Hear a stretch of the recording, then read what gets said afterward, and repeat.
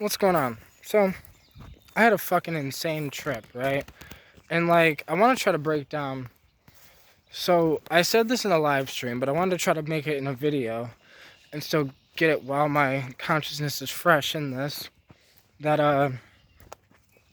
when the LSD hit, right? I took 3 hits, so much stronger than I thought it was going to be because I haven't tripped in a long time. I forgot. So, like, that shit hit hard, and I mean hard. So, like, when it first hit, I got hit with this wave of like,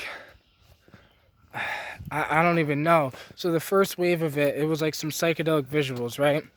And I was trying to explain in the live stream, like, LSD is different than other psychedelics. That like mushrooms can be explained, right, with like, Terrence McKenna or like anyone who's ever done mushrooms, gone on a hike, you kind of can understand. And when you close your eyes, you might see the tryptamine world and you start, like going into this thing.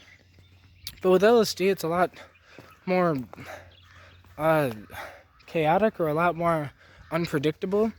Like, there will be moments where, like, in one moment, there will be a whole fucking lifetime in that one moment. Like, and over the years, I've trained myself on how to maneuver in, with LSD because Terrence McKenna was right that the psychedelics is an art form.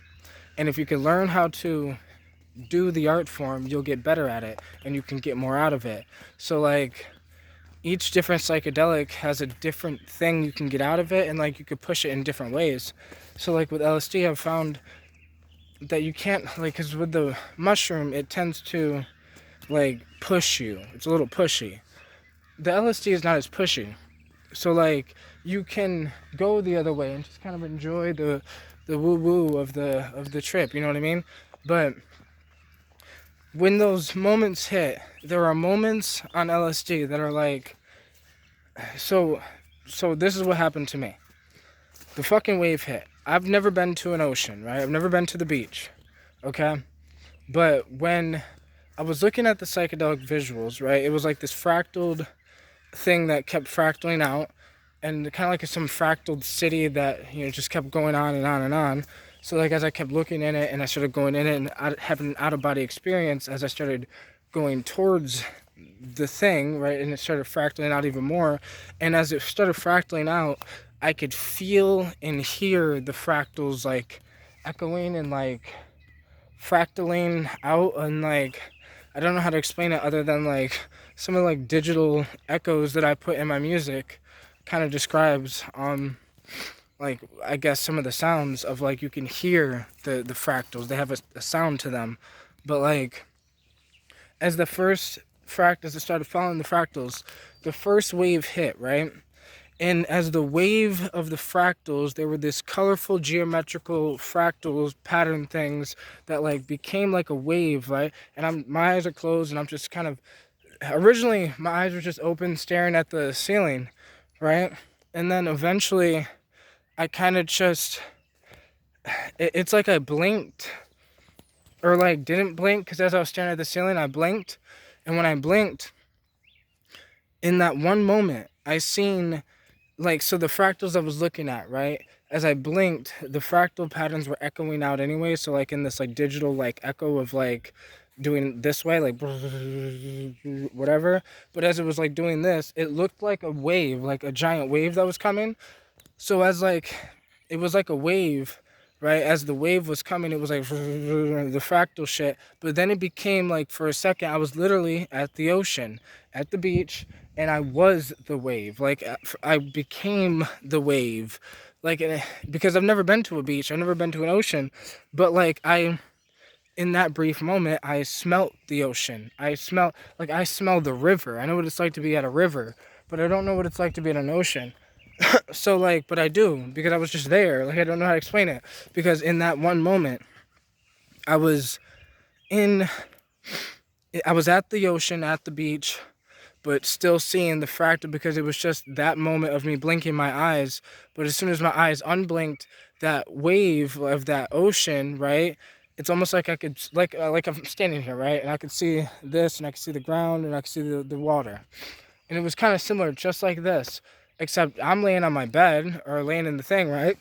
And yeah, laying on my bed, and like the fucking as I'm staring at the ceiling and the fractal thing, and it kind of fractals out, kind of just like branches do, right? Just like branches do, and it's fractaling out, but in like a geometrical patterned fractaled way.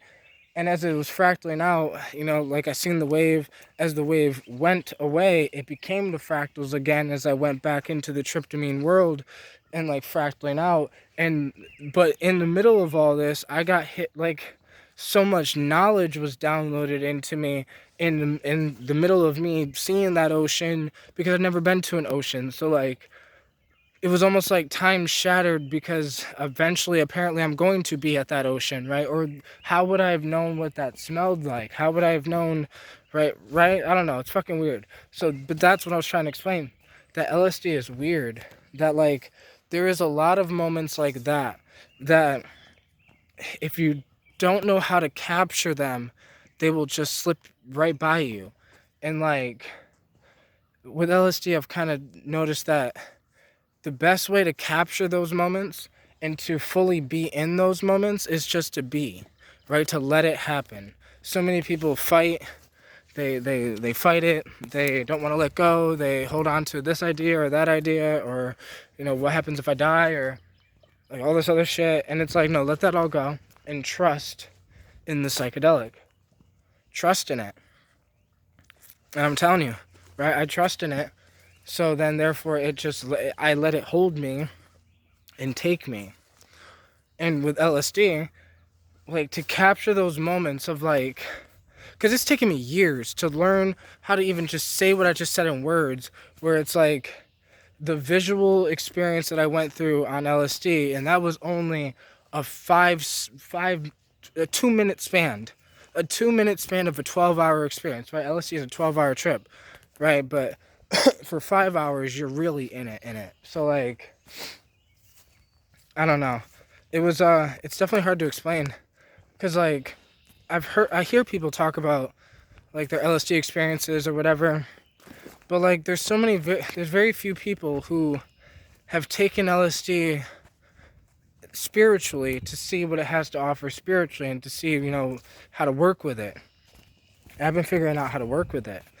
And how to work with it is there is knowledge in it, right? But it seems to be able to access time and blend time together and fractal it into the tryptamine world and then out of the tryptamine world into the memories, into the future, into the past, into the, like, it's so hard. And it's fucking beautifully, like, it's a beautiful disaster, I'll tell you that. Because, like, it's not as organized as, like, other trips, because there are random moments like that if you don't capture them, you're never going to even notice they were there, and you're just going to say, oh, that was a wild trip, or that was a wild visual, or I seen this cool fucking fractal thing. But, like, if you followed that cool fractal thing with an open mind and, like, not, like, just calm your mind and follow that thing, it can show you so much more. And then learn to pay attention, right? Because that's the key as well, learning how to pay attention. Like, I get what Terrence McKenna says, don't give way to astonishment. Meaning, like, all the fractal shit, like, I could have got caught up into Instead, I was caught up into looking at one part of the fractal thing. Even though it's a giant thing I'm looking at one part and seeing what's inside of that part and going within that part and going deeper. And as I keep going deeper and deeper, I call that following the rabbit. But if you can follow the rabbit, as I call it, which is like learning how to go within the visuals, because you're seeing visuals, but then you can look inside of those visuals and see there are more visuals, and it can literally take you, and that's how, like, you can have an out-of-body experience, or at least that I've found with LSD. Just kind of slowly letting it take you and trusting it and taking high enough doses, and